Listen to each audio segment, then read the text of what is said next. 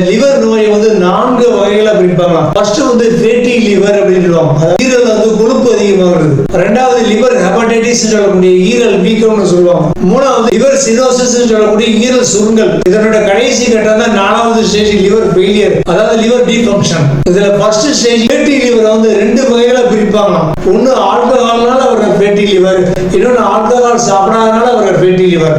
First alcohol நிறைய consume பண்றவங்களுக்கு daily ரொட்டீனா குடிப்பாங்க இல்லையா, அந்த மாதிரி குடிமகன்கள் டெய்லி ஆல்கஹாலை கன்சியூம் பண்ணும்போது இது நம்ம உடம்புக்கு தேவையில்லாத ஒரு பாய்சன்ங்கிறதுனால நம்ம லிவர் என்ன பண்ணும், எப்பவும் போல நம்ம உடம்புல ஆல்கஹாலை கொஞ்சம் கொஞ்சமா வெளியேற்றுறதுக்கு ட்ரை பண்ணும். அப்படி வெளியேற்றும் போது இந்த கெமிக்கல் ரியாக்ஷன்ல நிறைய நச்சு பொருட்கள் உருவாகி அது அப்படியே கொழுப்பா மாறி அப்படியே நம்ம லிவர்ல தங்கி அப்படியே லிவர் அப்படியே வீக்க ஆரம்பிச்சிடும். இதான் லிவர் ஃபேட்டி அப்படிங்கிறாங்க. இது அப்படியே இன்னும் குடிச்சுன்னா ஆல்கஹாலிக் ஹெபடைட்டிஸ்ங்கிற ஆல்கஹால் கன்சியூம் பண்றதுனால ஒரு மஞ்சக்காமலை நோய் நமக்கு வரும். இதுல 2வது டைப் என்னன்னா ஆல்கஹால் சாப்பிடாத என்ன மாதிரி இடத்துக்கு வர ஈரல் கொழுப்பு நோய். அதாவது ஆல்கஹால் சாப்பிடாதவங்களுக்கு லிவர்ல எப்படி கொழுப்பு சேருதுன்னு இதுவரைக்கும் மெடிக்கல் ரீசன் யாரும் கண்டுபிடிக்கவே இல்லை. ஆனா இதுக்கு முக்கியமான காரணம் என்ன சொல்றாங்கன்னா நம்மளுடைய லைஃப் ஸ்டைல் தான். குறிப்பா நம்ம உடம்புல ஓவர் வெயிட் போட்டாலோ, வயிற்றுல அதிகமான கொழுப்பு இருக்கிறது, சுகர் செகண்ட் டைப், அதிகப்படியான கொலஸ்ட்ரால், நான் புரோட்டீன் ஃபுட் கன்சம்ப்ஷன், அப்புறம் அதிகமா சுகர் எடுத்துக்கிறது, ஃப்ரிட்ஜில் வச்ச சாப்பாடுகளை அதிகம் சாப்பிடுறது, ஹை பிரஷர், இது எல்லாமே நம்ம உடம்புல கண்டினியூஸா இருந்தா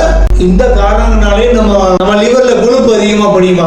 இதுல சில பேர் என்ன சொல்றாங்கன்னா நம்ம நாட்டு மருந்துகள் அதிகமா எடுத்துக்கிட்டா இந்த மாதிரி மேல பார்த்த 2 டைப்பையும் நம்ம சரிப்படுத்திடலாம் அப்படிங்கிறாங்க. ஆனா இந்த நோய்க்கு எந்த சிம்டம்ஸும் ஆரம்பத்தில் காமிக்காது. அதனால ஃபைனல் ஸ்டேஜ் வரும்போது தான் நமக்கு ஒரு டயர்னஸ் வரும், நம்ம உடம்புக்கு ரொம்ப வீக்கா தெரியும், நம்ம வயிற்று மேல கொஞ்சம் அப்படியே வலிக்கும், அசௌரியமா ஃபீல் பண்ணுவோம். இந்த மாதிரி நேரங்கள்ல நமக்கு வந்து மஞ்சக்காமலை நோய் வரும். மஞ்சக்காமலை வந்துருச்சா உடனே நம்ம ஹாஸ்பிட்டல் போய் அலோபதி ட்ரீட்மெண்ட் எடுக்கிறதா ரொம்ப நல்லதுன்னு சொல்றாங்க. ஆனா நிறைய பேர் என்ன தப்பு பண்றாங்கன்னா ஆரம்பத்தில் அலோபதி ட்ரீட்மெண்ட் எடுத்துக்கிட்டு அதுக்கப்புறம் பாதியிலே நிப்பாட்டிட்டு யூடியூப்ல பார்த்து அந்த மூலிகை எடுத்துக்கிறேன், இந்த குடி எடுத்துக்கிறேன்னு நாட்டு மருந்துகளே எடுத்துக்கிறேன், ஓனா ட்ரீட்மெண்ட் எடுத்துக்கிறது. ஃபார் எக்ஸாம்பிள் மஞ்சள், ஆப்பிள் சைடர் வினிகர், நெல்லிக்காய் சாறு இதெல்லாம் எடுத்துக்கிட்டீங்கன்னா அவங்க ஃபேட்டி லிவரை நீங்க கண்ட்ரோல் பண்ணலாம் அப்படின்னு நிறைய யூடியூப் சேனல்ல சொல்லிட்டு இருக்காங்க. மக்களும் நம்பி இதை எடுத்துக்கிட்டு இருக்காங்க. ஆனா இந்த ஃபேட்டி லிவர் நமக்கு ஃபைனல் ஸ்டேஜ்ல தான் தெரியுறதுனால சிம்டம்ஸ் எல்லாம் கடந்து வர்றதுனால இந்த நேரத்தில் நாட்டு மருந்துகள் எடுக்கிறது ரொம்ப ஆபத்துங்கிறாங்க.